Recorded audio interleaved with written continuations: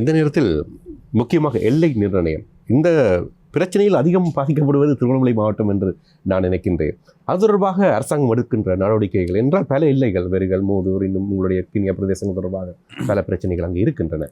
அது தொடர்பாக இந்த நடவடிக்கைகள் எடுத்து உண்மையிலே நான் நேற்று பார்லமெண்ட் என்னுடைய உரையிலும் அந்த அமைச்சு கீழே நடந்த விவாதத்திலே கௌரவ அமைச்சர் அவர்கள் இருக்கின்ற பொழுது இந்த விஷயங்களை நாங்கள் பேசியிருந்தோம்.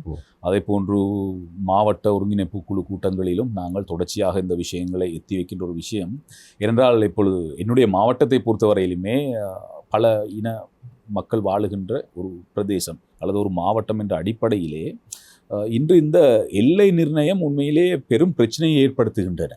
இன்று சில பிரதேச செயலகங்கள் தமிழ் மக்கள் வாழுகின்ற பிரதேச செயலகங்களாக காணப்படுகின்றது.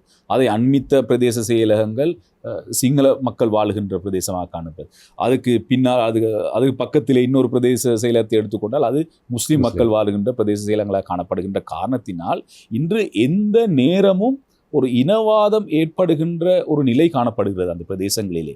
ஏனென்றால் இன்று கெசட்டின் மூலமாக எல்லை நிர்ணயம் செய்யப்பட்டாலும் இன்று அவ்வாறான ஒரு நிர்வாகம் நடைபெறுகின்றதா என்பது ஒரு கேள்வி.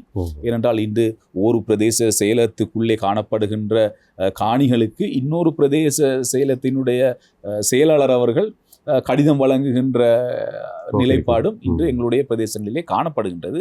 ஆகையால் இப்பொழுது நீங்கள் சொன்ன இந்த புத்தர் சிலை வைப்பு அல்லது இப்பொழுது இனவாதம் தூண்டப்படுகின்றது. இப்போது திருகோணமலை ஒரு பார்வையாக இனவாத பக்கத்திலே பார்க்கப்படுகின்றது.